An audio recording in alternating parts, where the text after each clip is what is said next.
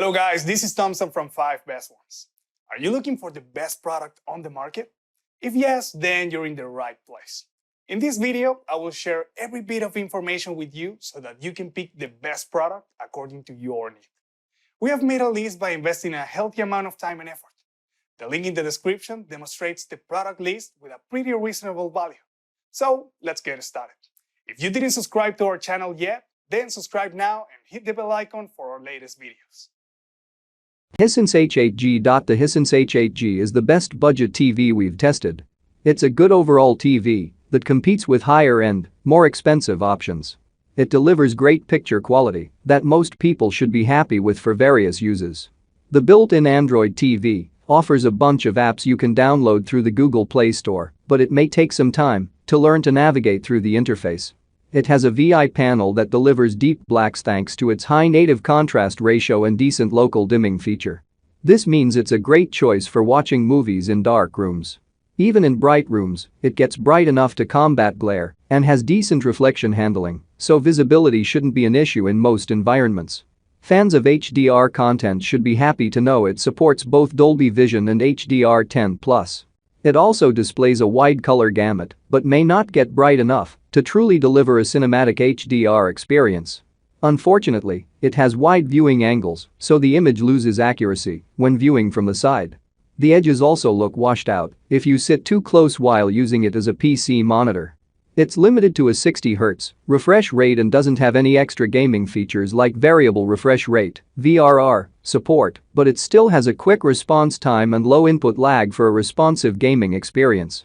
All things considered, this is the best budget TV we've tested. The Hisense H8G is a very good budget TV and a nice upgrade over its predecessor, the Hisense H8F. It has a VI panel with a high contrast ratio and a full array local dimming feature, allowing it to produce deep blacks for a great dark room viewing experience.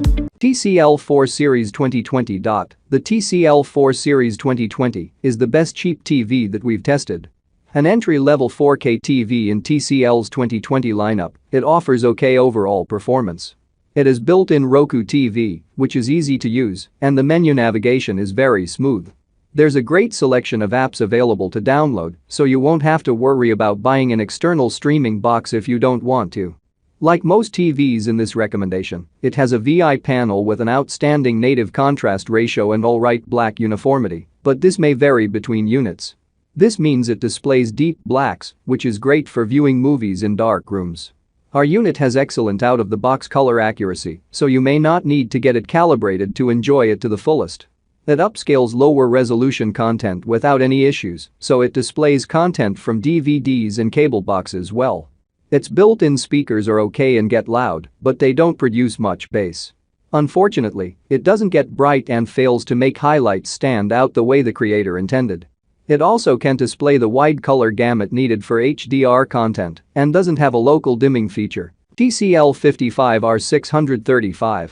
Getting a TV with an excellent picture used to require a hefty investment, with affordable and even mid-range models requiring compromises in color, contrast, or both.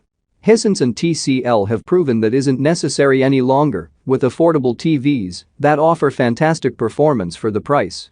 The TCL 6 series sits near the top of the company's TV lines, but its prices are still much less expensive than comparable models from brands like LG and Samsung.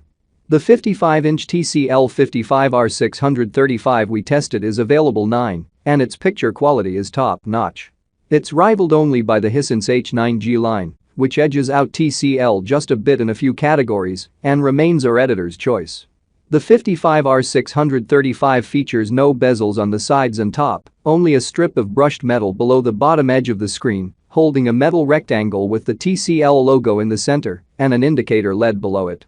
The strip matches the brushed metal sides of the TV, giving the entire package an elegant look. All connections except the power cable jack sit on the right side of the back of the TV and include 4 HDMI ports, a USB port, an Ethernet port, an antenna cable connector, an optical audio output, a 3.5mm headphone jack, and a 3.5mm connector for composite video input with the included adapter. A combination power input button sits below the ports on the bottom right corner of the back of the TV. Only the power jack sits on the left side, on the back.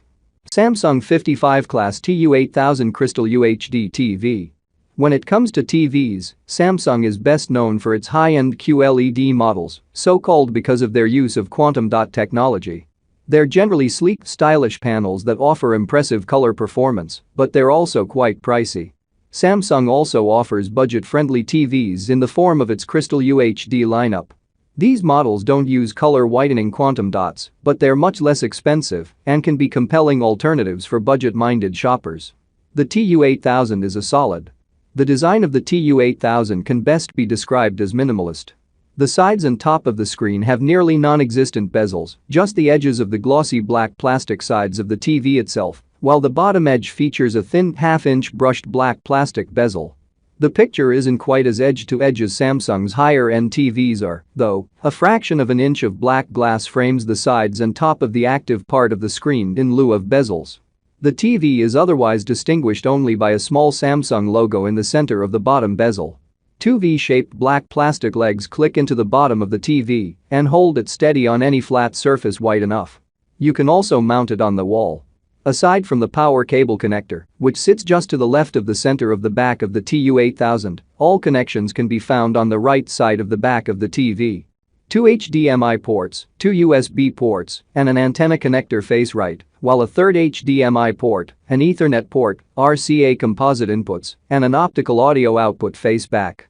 3 HDMI ports is pretty scant for a modern TV, even most budget models have 4. Samsung QN90A series. Looking for a high-end TV with spectacular image quality, but don't want an OLED? The Samsung QN90A is your best bet. This TV uses QLED tech augmented by mini LED for a brighter image than any OLED TV. The spectacular contrast of OLED still won out in my side-by-side tests, but the QN90A comes closer than ever. It's also a bit cheaper than 2021 OLED TVs, but not cheaper than the 2020 CX, and available in a wider range of sizes. The Samsung QN90A QLED is an excellent TV. It's Samsung's flagship 4K TV in their new Neo QLED lineup, which is an upgrade from their traditional QLED lineup because it uses mini LED as its backlighting. This allows the TV to get extremely bright, enough to combat glare or bring out highlights in HDR content, and it provides more control over its full-array local dimming feature. The local dimming does a great job at improving the picture quality, but you may notice there's some blooming around bright objects. It's packed with gaming features like FreeSync variable refresh rate support, VRR, and G-Sync compatibility. It also has HDMI 2.1 support, but some people may be disappointed that it's limited to one input. Despite having a VI panel, it has fairly wide viewing angles thanks to Samsung's ultra viewing angle technology, so it should be a good choice for fairly wide seating arrangements. The Samsung QN90A is an excellent TV for any use. Its VI panel provides an excellent native contrast ratio and great local dimming to display deep blacks.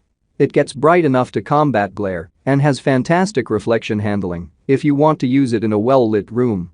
Also, gamers should enjoy its VRR support, low input lag, and quick response time for a responsive gaming experience.